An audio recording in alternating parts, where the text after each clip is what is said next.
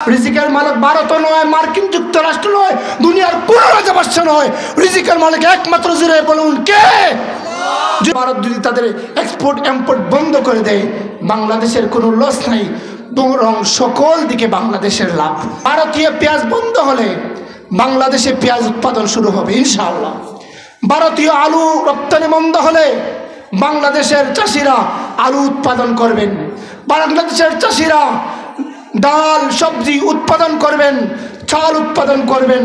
ভারত থেকে আর আমদানি করতে হবে না, আমাদের বাংলাদেশের কৃষক ভাইয়েরা উৎপাদন করবেন। সেই উৎপাদিত ফসল অন্যান্য দেশে থেকে তো আমরা আনবো না, বরং আগামীতে এই বাংলাদেশের মানুষ অন্যান্য দেশে আরও বিক্রি করবেন।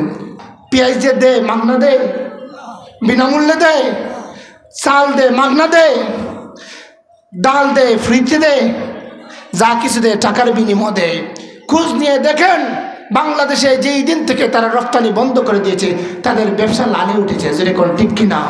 তাদের পর্যটন শিল্প ধসে পড়েছে। প্রত্যেক বছর হাজার হাজার লক্ষ লক্ষ বাঙালি পর্যটক হিসেবে যাইতেন, চিকিৎসার জন্য যাইতেন, আজকে কোনো বাংলাদেশে কোনো আর যাইতে চান না।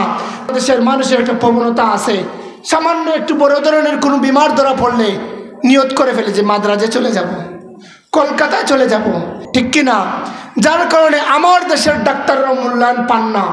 আমাদের দেশের লক্ষ লক্ষ কোটি কোটি টাকা ইন্ডিয়ায় চলে যায়, মাদ্রাজে চলে যায় চিকিৎসার খাতে। এখন থেকে যখন ভারতে যাওয়া বন্ধ হয়ে যাবে, তারা যেভাবে ঘোষণা দিছে যদি বন্ধ করে দেয়, আমার দেশের চিকিৎসা খাত উন্নত হবে, বাংলাদেশের চিকিৎসা খাতের টাকা স্বাধীন বাংলাতেই থেকে যাবে, যেরকম ঠিক কিনা? তৃতীয়ত হচ্ছে পর্যটন শিল্প। পর্যটন শিল্প যদি খোঁজ নিয়ে দেখেন, ইন্ডিয়াতে হোটেলের পর হোটেল, রেস্টুরেন্টের পর রেস্টুরেন্ট শুধুমাত্র চলতো বাংলাদেশি পর্যটকদেরকে দিয়ে। সেই হোটেল এবং রেস্টুরেন্টগুলো আজ পথে বসতে শুরু করেছে, তাদের কোনো কাস্টমার নাই, গ্রাহক নাই। বাংলাদেশের পর্যটকরা ইন্ডিয়ায় যাইতো, ইন্ডিয়া এখান থেকে তারা আমাদের কাছ থেকে রেমিটেন্স পাইতো।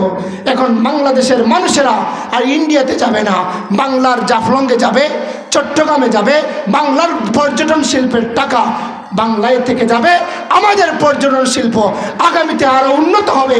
আমরা বাইরে যাব না, বাইরের মানুষ এই বাংলাদেশে বেড়াতে আসবে, বাংলার পর্যটন শিল্প উন্নত হবে, যেরকম ঠিক কিনা? তারা অভিযোগ তুলছে বাংলাদেশের মুসলমানদের উপরে, বাংলাদেশে নাকি অমুসলিমদের উপরে জুলুম হচ্ছে, অত্যাচার হচ্ছে, মন্দির উপরে আক্রমণ হচ্ছে।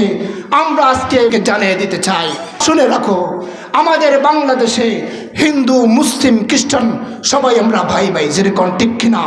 এটা সাম্প্রদায়িক সম্প্রীতির বাংলাদেশ। তোমরা কোন স্বার্থে এই স্লোগান তুলছ?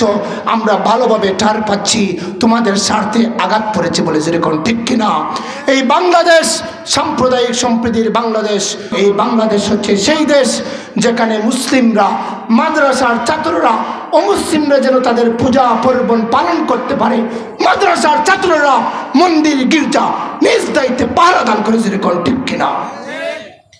এই বিজয়ে, মুসলমানদের বিজয়ে, মজলুমদের বিজয়ে, গোটা বাংলাদেশের বিজয়ে যখন গোটা দেশবাসী, গোটা বিশ্ববাসী যখন খুশি, তখন ওই সমস্ত বিন্দেশি শক্তি বেজার, যারা ওই জালিমদেরকে হাতে রেখে রেখে বাংলাদেশকে